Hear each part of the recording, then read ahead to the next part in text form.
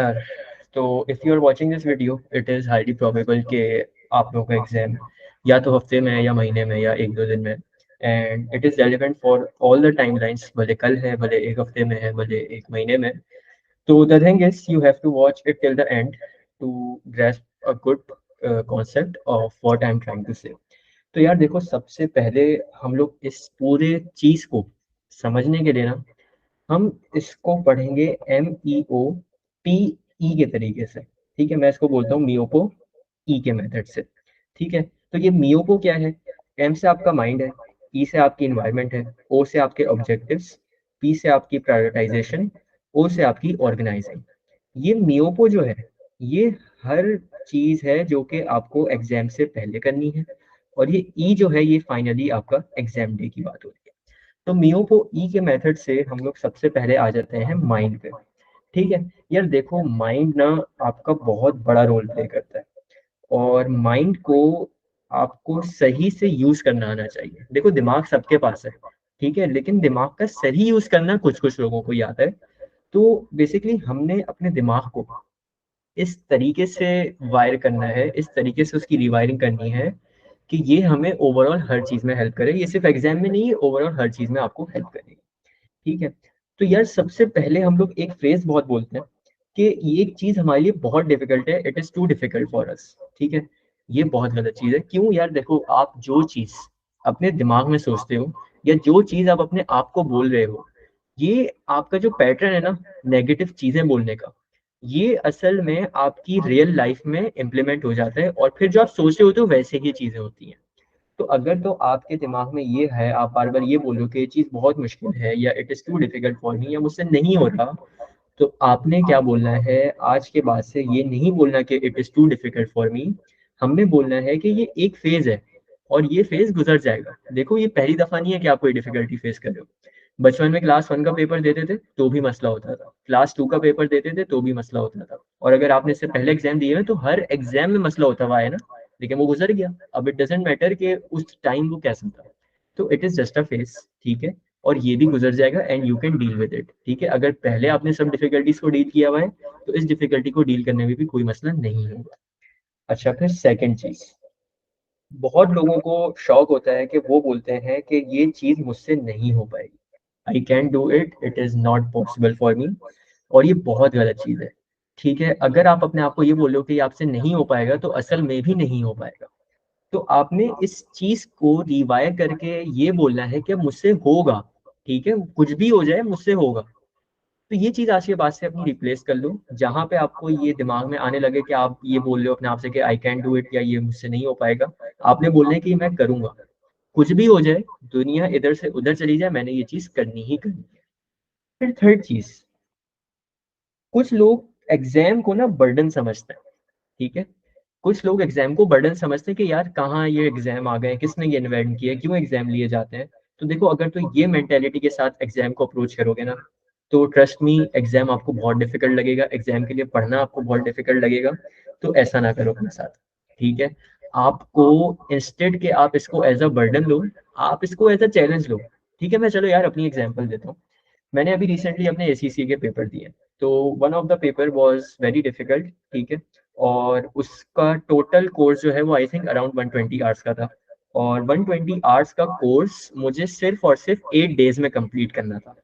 ठीक है, मैंने उससे पहले नहीं पढ़ा था, और मैंने बिल्कुल लास्ट में जाके रजिस्ट्रेशन करवाई थी। तो 120 आवर्स को 8 डेज में कंप्लीट करना, अगर तो मैं इसको इस तरह सोचता कि मुझे बहुत डिफिकल्ट है, या मुझसे नहीं हो पाएगा, या ये क्या बर्डन है, क्यों दे रहा हूँ एग्जाम, तो नहीं हो पाता। लेकिन मैंने उसको बोला ठीक है, एक फेज है, इस फेज को मैं डील करूंगा और गुजर जाएगा ये फेज।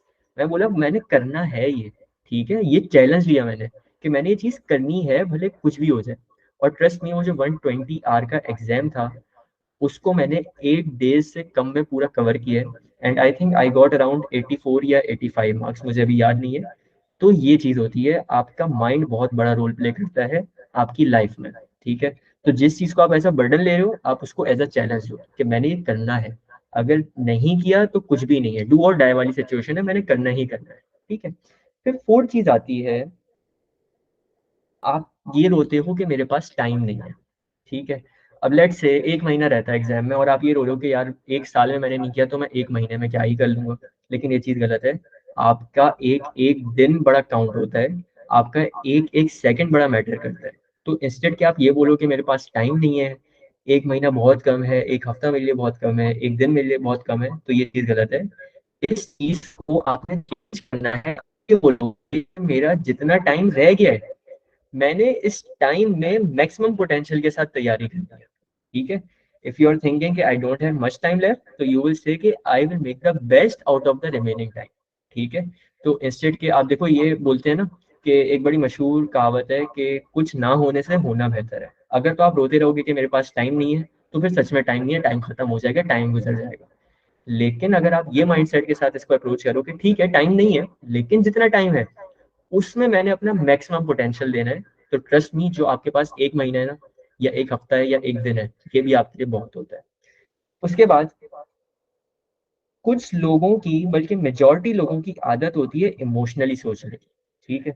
इमोशनली क्या सोचते हैं, यार एग्जाम आ रहे हैं, पेरेंट्स को क्या बोलेंगे अगर फेल हो गए, या कैसे कवर होगा, मैं तो फेलियर हूँ, मैं ये हूँ, मैं वो हूँ। इमोशनली सोचते हैं। यार इमोशनली सोचने वाले लोग ना कभी जिंदगी में आगे नहीं गए। ठीक है। इमोशनली सोचने वाला बंदा हमेशा जिंदगी में पीछे ही रहा है, और वो कभी आगे नहीं जा सकता। ठीक है। इमोशंस को साइड पे रखो, एग्जाम है ना, लॉजिकली सोचो। एग्जाम में 1 महीना रहता है, आप ये बोलो यार 1 महीना रह गए, मैं कैसे पढ़ूंगा, पेरेंट्स को क्या बोलूंगा, सोसाइटी क्या जवाब दूंगा, किसी के बेटे के अच्छे मार्क्स आ गए तो कंपैरिजन होगी, ये वो, ये सब चीजें इमोशनल बात है। इनको नहीं सोचना है। ठीक है। आपने लॉजिकली सोचना है कि यार ये जो हो रहा है मेरे साथ, इसकी इंपॉर्टेंस क्या है मेरी लाइफ में, ये मेरी लाइफ में क्या रोल प्ले कर रहा है, अगर मेरा अभी कोई मसला हुआ तो आगे इसके क्या इम्पैक्ट्स हैं, क्या डिफिकल्टीज मैं फेस कर सकता हूँ, किन चीजों में नुकसान है, किन चीजों में फायदा है। लॉजिकली सोचो। जिस दिन तुम दिमाग से सोचने लग गए ना, इंस्टेंट के दिल के सोचने के बजाय दिमाग से सोचने लग गए, ट्रस्ट मी, उस दिन से तुम लोगों की लाइफ बहुत आसान हो जानी है। ठीक है। तो हमेशा लॉजिकली सोचो, इमोशंस को साइड पे रखो, भले पढ़ाई की बात हो, भले कहीं पे भी हो, इमोशंस को साइड पे रख के लॉजिक से सोचो। एक सिचुएशन का आप बर्ड आई व्यू लो। बर्ड आई व्यू का क्या मतलब है, एक सिचुएशन को ऊपर से देखो। मतलब एज इन, अगर कोई और बंदा आपकी सिचुएशन को अप्रोच करे तो वो कैसे करेगा। ठीक है। इंस्टेड के आप विक्टिम बनो कि यार मैं सिचुएशन में फंसा हूं, मैं क्या करूं, ऐसा नहीं करो। आप बर्ड आई व्यू लो, किसी और के पॉइंट ऑफ व्यू से अपने ऊपर रखो, और फिर देखो। ठीक है। इससे आपकी बहुत जिंदगी आसान हो सकती है। उसके बाद कुछ बच्चे ये रोते हैं कि पढ़ना है, पढ़ना है, पढ़ना है, पेरेंट्स ने पढ़ाई पे लगा दिया है, और कुछ भी हो जाए करना ही है, ये है वो है, पढ़ाई नहीं हो रही, ये है वो है। तो देखो इस चीज को, ये कंप्लेन है। कंप्लेन करने वाले लोगों को ना कोई पसंद नहीं करता है, इवन अल्लाह ताला भी पसंद नहीं करता है। कंप्लेन किसी चीज में नहीं करनी चाहिए। अल्लाह ताला ने भी बोला है कि हर चीज में शुक्र अदा करना चाहिए। तो यार देखो, अगर तो आप ये बोल रहे हो कि मुझे पढ़ना है, ये मेरे ऊपर बर्डन है, तो ऐसा नहीं बोलो। आप इसको दूसरे पॉइंट ऑफ व्यू से देखो कि आप प्रिविलेज बंदे हो, आपको पढ़ने को मिल रहा है, बहुत बड़ी चीज होती है पढ़ना। यहाँ पे इतने सारे लोग हैं जिनको पढ़ाई नहीं मिलती, और वो जिंदगी में अपने स्ट्रगल कर रहे हैं, वो 10-10 20-20 घंटे काम कर रहे हैं, तब जाके उनको बहुत कम पे मिल रही है। ठीक है। क्यों? क्योंकि उन्होंने पढ़ा नहीं है। तो इसको एज एन, ये नहीं लो कि आपके ऊपर लागू कर दिया गया है, आप इसको एज अ गिफ्ट समझो कि आपको पढ़ने को मिल रहा है।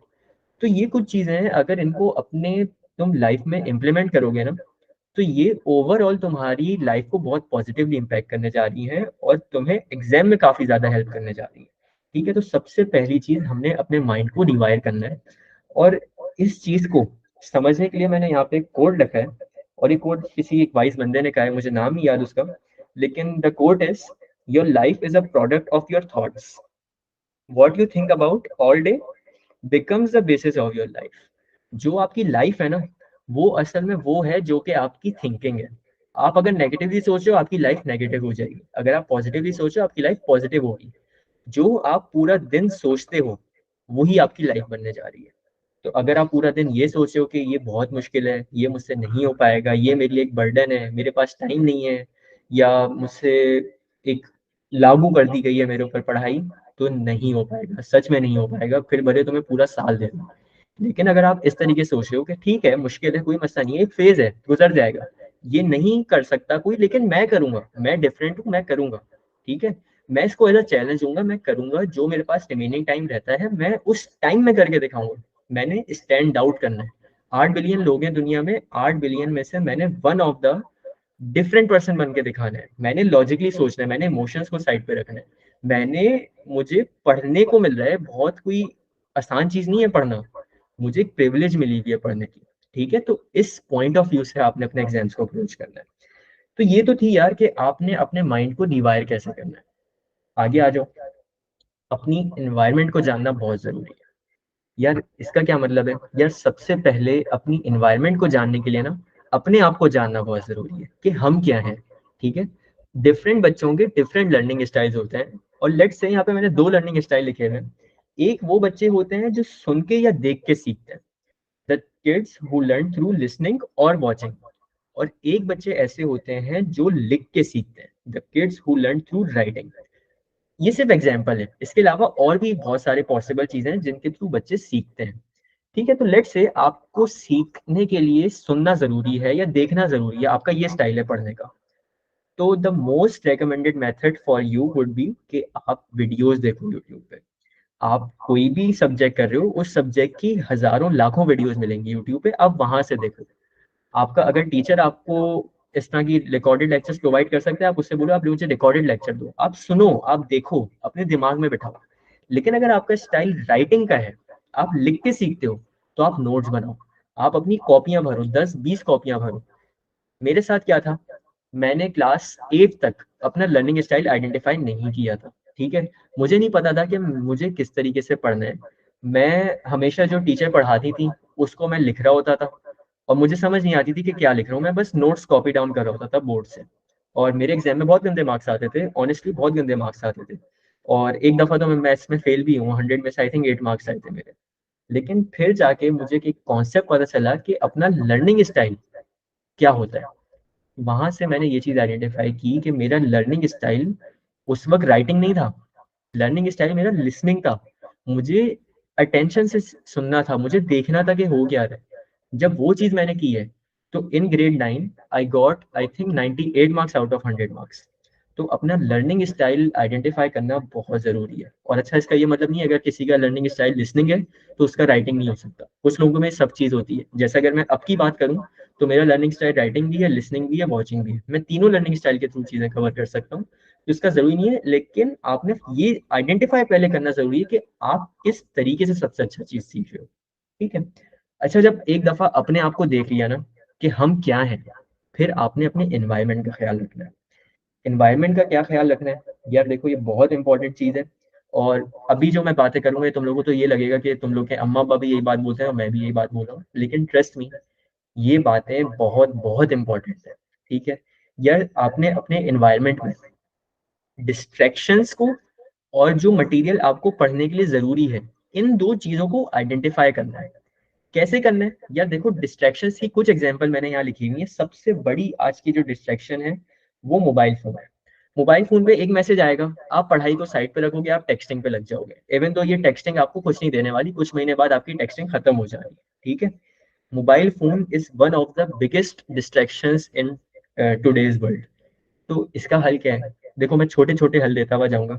यार आप अपने मोबाइल फोन की नोटिफिकेशन ऑफ कर दो, आप अपना वाईफाई ऑफ कर दो, आप जहां पे पढ़ रहे हो उससे मोबाइल फोन को दूर रख दो। ठीक है। दूसरी सबसे बड़ी डिस्ट्रैक्शन दोस्तों की होती है। दोस्तों की डिस्ट्रैक्शन क्या है? यार आप पढ़ने बैठे, आपके पास कॉल आई दोस्त की, क्या कर रहे हैं? आपने बोला पढ़ रहा हूँ, कहना चलो चाय पीने चलते हैं, आप चाय पीने चले गए।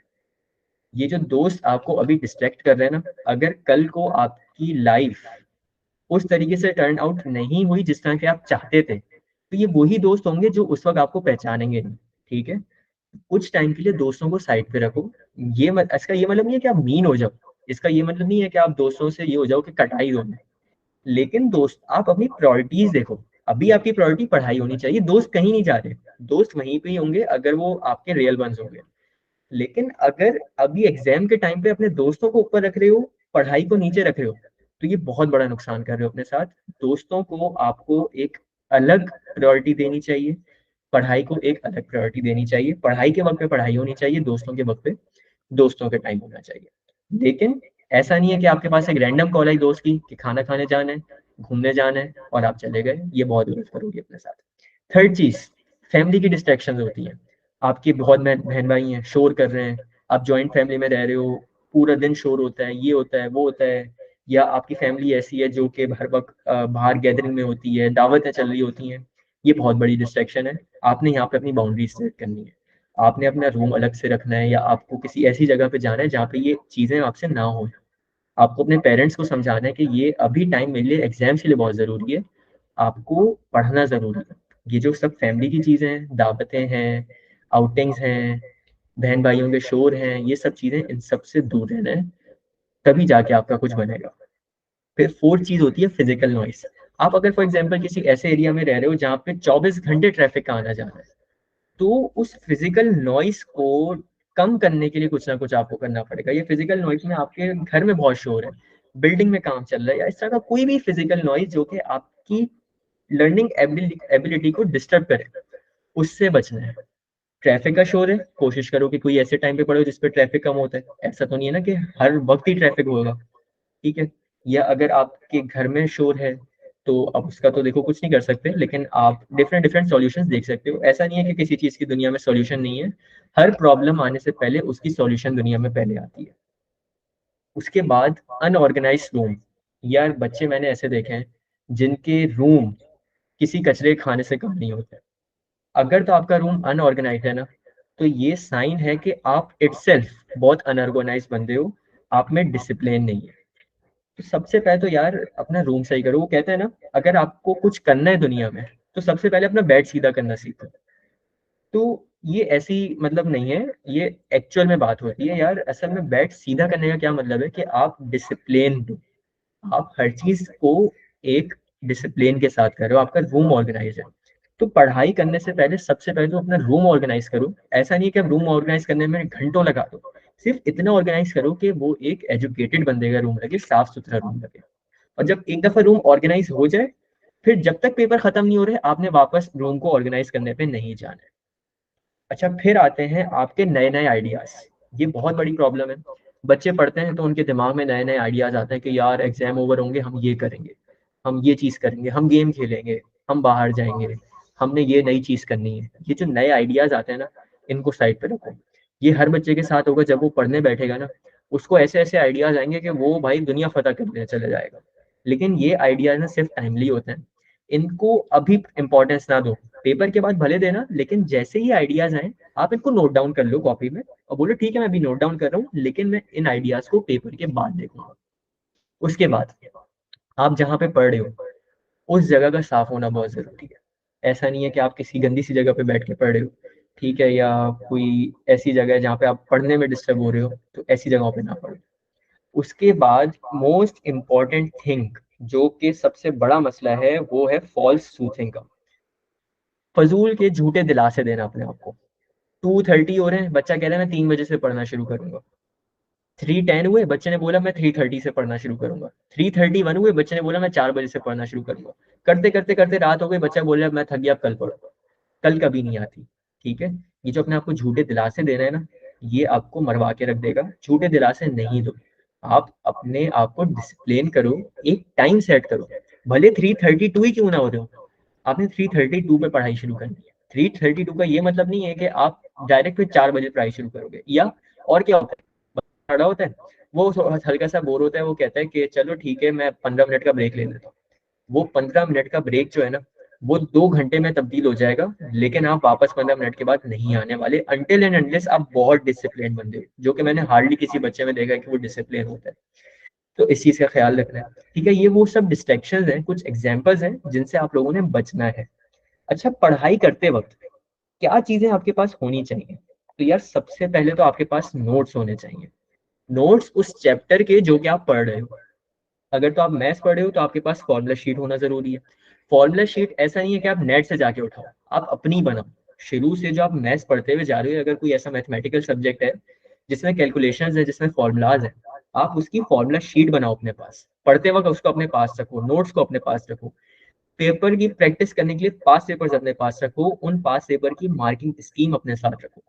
जिस रजिस्टर में आपने काम करना है उसको अपने साथ रखो। जितनी भी स्टेशनरी है, pen pencil razor compass protractor, और जितनी भी पॉसिबल स्टेशनरी, कैलकुलेटर वगैरह सब है, उन सबको अपने पास रखो। पानी की बोतल को अपने पास रखो। अगर तो ये सब चीजें आपके अपने साथ हैं, मतलब आपको कहीं उठ के नहीं जाना पड़ेगा, आपके ये हैंड डिस्टेंस पे रखी हुई है, तो ही पढ़ना शुरू करो, नहीं तो नहीं करो। अच्छा, कुछ बच्चों को ये मसला होता है कि वो नेट के थ्रू पास पेपर्स वगैरह और मार्किंग स्कीम देख रहे होते हैं, तो इसका सबसे अच्छा हल है यार, आप लैपटॉप डिवाइस पे ये चीजें खोलो। ठीक है, लैपटॉप पे आप इंस्टाग्राम वगैरह नहीं देखोगे, आपको नोटिफिकेशंस नहीं आएंगी। लैपटॉप पे आप अपना पास पेपर वगैरह और मार्किंग स्कीम पे जाओ, मोबाइल पे नहीं जाना। मोबाइल बहुत गंदी डिस्ट्रैक्शन है, ये आपके पेपर खराब करवा देगी। ठीक है, तो ये चीज थी कि किन चीजों से बचना है और किन चीजों को अपने पास रखना है पढ़ते वक्त। और फिर एक यार बड़ी इंपॉर्टेंट चीज जो कि मैं खुद फॉलो करता हुआ आता हूँ, कि जब भी पढ़ने बैठो ना, तो कोशिश करो कि आपका फेस जो है वो नॉर्थ या ईस्ट डायरेक्शन में फेस कर रहा हो। अच्छा, ये बात बड़ी फजूल सी लगती है, लेकिन ये साइंटिफिक प्रूवन है कि वो बच्चे जो कि नॉर्थ या ईस्ट कॉर्नर को फेस करते हुए पढ़ते हैं और उस कॉर्नर को साफ रखते हैं, ऐसा नहीं है कि आपके नॉर्थ या ईस्ट कॉर्नर में कचरा पड़ा हुआ हो, वो उस कॉर्नर को साफ रखते हैं और उसकी तरफ मुंह करके पढ़ते हैं, वो बच्चे ज्यादा इफेक्टिवली पढ़ लेते हैं। ये साइंटिफिक प्रूवन बात है, अपनी तरफ से मैं कुछ भी नहीं कह रहा। ट्राई करना है तो कर सकते हो, नहीं करना तो आपकी अपनी मर्जी है। ठीक है, तो ये तो बात थी कि एनवायरनमेंट को जानना कितना जरूरी है। आगे आ जाओ, ऑब्जेक्टिव सेट करना। यार पढ़ने से पहले ना आपके ऑब्जेक्टिव क्लियर होने चाहिए। अब ऑब्जेक्टिव क्या होता है? एक ऑब्जेक्टिव का स्मार्ट होना बहुत जरूरी है। अब ये स्मार्ट का क्या मतलब है? स्मार्ट का मतलब है, एस से आपका आता है स्पेसिफिक। स्पेसिफिक का क्या मतलब है? अब देखो, कुछ ना हवाई बातें होती हैं कि मैंने क्या करना है, मैंने एक साल में 1 करोड़ बनाना है। हवाई बात है, स्पेसिफिक नहीं है। स्पेसिफिक क्या होगा? मैंने एक साल में 1 करोड़ बनाने हैं। मैं उस 1 करोड़ बनाने के लिए पहले कार क्लीनिंग करूंगा, उससे जो पैसे आएंगे मैं उससे कोई चीज खरीदूंगा, उस चीज को मैं बेचूंगा। ठीक है, उस चीज को बेच के और जो पैसे आएंगे उसको मल्टीप्लाई करके फिर मैं ये काम करूंगा, फिर मैं वो काम करूंगा। और एक गाइडलाइन, एक रूट बनाएगा बनाओगे आप। लेट से आपने एक लेमन खरीदा, लेमन को आप क्या करोगे? आप लेमन जूस में कन्वर्ट करोगे, लेमन जूस को आप बेचोगे, उससे जो प्रॉफिट आएगा उससे आप और मल्टीप्लाई करोगे अपनी चीजें। ये स्पेसिफिक होना है कि अगर 1 करोड़ पे जाना है तो कैसे जाना है। तो एक ऑब्जेक्टिव का स्पेसिफिक होना बहुत जरूरी है। अच्छा, स्पेसिफिक के बाद मेजरेबल होना चाहिए। यार अब ऐसा नहीं है कि आपने बोला मैंने मैथ्स पढ़नी है, ठीक है पढ़ ली, मेजर कैसे करोगे? आपको मेजरेबल ऑब्जेक्टिव रखना है। कैसे? यार मैंने आज मैथ के 2 चैप्टर करना है। ठीक है, 2 चैप्टर कैसे करूंगा? पहले मैं नोट्स देखूंगा, नोट्स को रिवाइज करूंगा, उसके बाद पास पेपर कंप्लीट करूंगा, फिर दूसरे चैप्टर पे आऊंगा और उसके लिए भी सेम चीज करूंगा। और जो मेरी गलतियां आएंगी उसमें या कोई चीजें ऐसी इंपॉर्टेंस होंगी, उसको मैं अपनी फॉर्मुला शीट में लिख लूंगा या अपनी गलतियों को मेंशन करके लिखूंगा। ये मेजरेबल चीज है। ये नहीं कि मैंने मैथ्स पढ़नी है तो बेटा वो पढ़ते ही रहोगे। मेजरेबल ऑब्जेक्टिव सेट करो, स्पेसिफिक हो, मेजरेबल हो। कि आपने अगर बोलता कि 2 चैप्टर पढ़ने हैं तो कितने चैप्टर पढ़ लिए? 1 चैप्टर पढ़ लिया तो ये समझो आपकी 50% ऑब्जेक्टिव कंप्लीट हो गया। उसके बाद अचीवेबल हो। यार पेपर 1 घंटे में है, और आप बोल रहे हो कि मैंने 12 के 12 चैप्टर 1 घंटे में पढ़ना शुरू करना है, शुरू से मुझे कुछ नहीं आता। ठीक है, मुझे कुछ नहीं आता, मैं 1 घंटे में 12 चैप्टर्स को कंप्लीट करूंगा। भाई ये अचीवेबल नहीं है यार, ह्यूमनली पॉसिबल नहीं है। मैथ्स आपका अराउंड अराउंड 150 to 160 आवर्स का वो है। ठीक है, आप 160 आवर की चीज 1 आवर में कैसे कर सकते हो? तो अचीवेबल ऑब्जेक्टिव रखो। लेट से आपने एक चैप्टर करना है मेंसुरेशन। ठीक है, मैथ्स की अगर मैं एग्जांपल दूं, तो बेसिकली वो जो शेप्स वगैरह से पूरी डीलिंग करते हैं, 3D शेप्स, 2D शेप्स। अब उन शेप्स को करने में अगर आप ये बात बोलो कि मैं 1 घंटे में सब कर लूंगा, तो पॉसिबल नहीं है, बहुत बड़ा चैप्टर है। ठीक है, आप उसको एटलीस्ट 6 से 7 घंटे तो दोगे। तो अचीवेबल ऑब्जेक्टिव रखना है। उसके बाद रियलिस्टिक हो। या रियलिस्टिक और मेजरेबल स्पेसिफिक ये समझो ऑलमोस्ट सेम चीज है। रियलिस्टिक का ये मतलब है कि आपको अपनी एबिलिटीज के हिसाब से रखना है।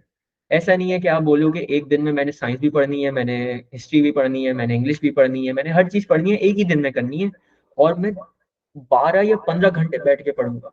रियलिस्टिक नहीं है ये। क्यों रियलिस्टिक नहीं है? यार ह्यूमनली पॉसिबल नहीं है कि आप 15 घंटे बैठ के पढ़ो और डिफरेंट डिफरेंट सब्जेक्ट्स पढ़ो। एक कैपेसिटी होती है ह्यूमन ब्रेन की, उसके बाद वो स्लो डाउन हो जाता है। तो रियलिस्टिक ऑब्जेक्टिव वो आपका। और लास्ट में टाइम बाउंडेड हो। टाइम बाउंडेड क्या है? देखो आपने डेली ऑब्जेक्टिव सेट करना है। लेट्स से कि एक दिन में मैंने इतने चैप्टर करने हैं, इतने चैप्टर में मैंने इसके नोट्स बनाने हैं, मैंने इसके पास पेपर करने हैं, और इतने घंटे में करने हैं। ये नहीं है कि आपने बोला कि एक दिन में मैंने 3 चैप्टर करने और अब वो आपने उसको पूरा दिन लगा दिया, ऐसा नहीं है। आपने अब लिखना है कि 3 चैप्टर करने, 3 चैप्टर में एक चैप्टर को कितना कितना टाइम देना है। लेट्स से एक चैप्टर को आपने 2 आवर्स दिए, एक चैप्टर को आपने 3 आवर्स दिए और एक चैप्टर को आपने 3 आवर्स दिए। तो वो 2, 3 और 3 आवर्स ना, उसमें आपका ये अचीव हो जाना चाहिए ऑब्जेक्टिव। तो पढ़ने से पहले ऑब्जेक्टिव सेट करना बहुत जरूरी है। अगर तो आपका ऑब्जेक्टिव नहीं है पढ़ने से पहले, तो आप समझो आपको कोई गाइडलाइन देने वाला नहीं है, आप बस जिस डायरेक्शन में लाइफ लेके जा रही है आप उसी डायरेक्शन में जा रहे हो। बहुत गलत चीज है ये, ठीक है। तो इस चीज को करो अपनी लाइफ में इम्प्लीमेंट, ऑब्जेक्टिव सेट करो। अच्छा, उसके बाद बड़ी इंपॉर्टेंट चीज है, और वो है कि आपको प्रायोरिटाइज और ऑर्गेनाइज करना आना चाहिए। ये प्रायोरिटाइज का क्या मतलब है? आपने ये देखना है कि जो भी मैं सब्जेक्ट पढ़ रहा हूँ उसमें इंपॉर्टेंट टॉपिक्स कौन से हैं और एग्जाम में यूजुअली कौन से टेस्ट होते हैं। ठीक है, अब जैसे अगर मैं मैथ्स की बात करूँ तो मैं मैथ्स का अलग से बताऊंगा, एक अलग से वीडियो बनाऊंगा, ठीक है, क्योंकि मेरा मेन सब्जेक्ट मैथ्स है, तो मैं उसको अलग से बताऊंगा। लेकिन आपको अपने सब्जेक्ट का ये पता होना चाहिए कि उसमें इंपॉर्टेंट टॉपिक कौन से हैं, उसमें बड़े टॉपिक्स कौन से हैं, उसमें मुश्किल टॉपिक कौन से हैं और कौन से टॉपिक्स एग्जाम में टेस्ट होते हैं। आपने उन टॉपिक्स को सबसे पहले कवर करना है, ठीक है, उन टॉपिक्स को सबसे पहले कवर करना है। उसके बाद जब देख आपने ये आइडेंटिफाई कर लिया ना कि ये टॉपिक्स मैंने पहले करना है, आपको उन टॉपिक्स को ऑर्गेनाइज करना है। ऑर्गेनाइज का क्या मतलब है यार, देखो एक टॉपिक आपने पढ़ना शुरू किया, एक चीज होती है कि आपने उस टॉपिक के नोट्स बनाए, ठीक है। नोट्स क्या होते हैं? नोट्स एक समराइज्ड वे होते, एक समराइज्ड चीज होती है पूरे चैप्टर की, कि जब आप उसको पढ़ो तो आपको पूरे चैप्टर का एक रिवीजन मिल जाए, ये नोट्स होते हैं। अच्छा, एक होते हैं रिवीजन नोट्स। रिवीजन नोट्स में ना आप कीवर्ड्स लिखते हो, ठीक है। लेट्स से रिवीजन नोट्स की अगर हम बात करें तो इसमें हम किस चीज की एग्जांपल ले सकते हैं? इसमें हम एग्जांपल ले सकते हैं कि चलो मैथ्स की बात करते हैं, मैथ्स से हम बोलते हैं ट्रिपीजियम। अब ट्रिपीजियम की एक तो हम प्रॉपर नोट्स में जाके डायग्राम बनाएंगे, उस पर देखेंगे कि ये इसकी प्रॉपर्टीज हैं। या रिवीजन नोट्स में हम पता है क्या लिखेंगे? Any shape which has one pair of parallel side is trapezium, that's it. ये आपका रिवीजन नोट है। नोट्स आप थ्रू आउट द ईयर बनाते हो, रिवीजन नोट वो होता है जो आप पेपर से एक दिन पहले खोल के देखते हो, ताकि आपका पूरा कोर्स रिवाइज हो जाए। और फिर उस चैप्टर की फॉर्मूलाज लिखना है, फॉर्मूलाज लिखो। और फिर जब उस चैप्टर के पास पेपर्स अटेम्प्ट करो ना, तो पास पेपर में कुछ चीजें ऐसी ऐसी होती हैं जो कि नए नए कॉन्सेप्ट होते हैं, उन कॉन्सेप्ट को भी आप अपने नोट्स में या रिवीजन नोट्स में या फॉर्मूला शीट में इंक्लूड कर लो। तो इस चीज को कहते हैं ऑर्गेनाइज करना। आप हर चैप्टर के लिए काम करोगे, नोट बनाओगे through out the year, revision notes बनाओगे जो कि एग्जाम से एक दिन पहले देखोगे, और फॉर्मूला शीट बनाओगे। और वो चीजें जो कि पास पेपर में नई नई तरीके से आई हुई हैं, उसको भी आप अपने इन तीनों चीजों में से किसी एक चीज में लिख लोगे। तो हर चैप्टर को प्रायोरिटाइज और ऑर्गेनाइज करना बहुत जरूरी है। अगर आप अपने चैप्टर्स को प्रायोरिटाइज नहीं कर रहे, कि आप ऐसे ही रैंडमली कोई चैप्टर उठा रहे हो उसको कर रहे हो, और कोई भी ऐसा चैप्टर उठा लिया जो कि बहुत ही आसान सा है उसको करके आप खुश हो रहे हो, तो बहुत गलत चीज है। पहले इंपॉर्टेंट टॉपिक उठाओ जो एग्जाम में आता है, उसके बाद वो टॉपिक करो जो एग्जाम में कम आते हैं। टॉपिक कोई नहीं छोड़ना, टॉपिक सब करने हैं, लेकिन पहले वो करो जो कि इंपॉर्टेंट टॉपिक्स है, और उसके बाद ये काम सबके लिए करो। नोट्स बनाओ, रिवीजन नोट्स बनाओ और फॉर्मूला शीट बनाओ।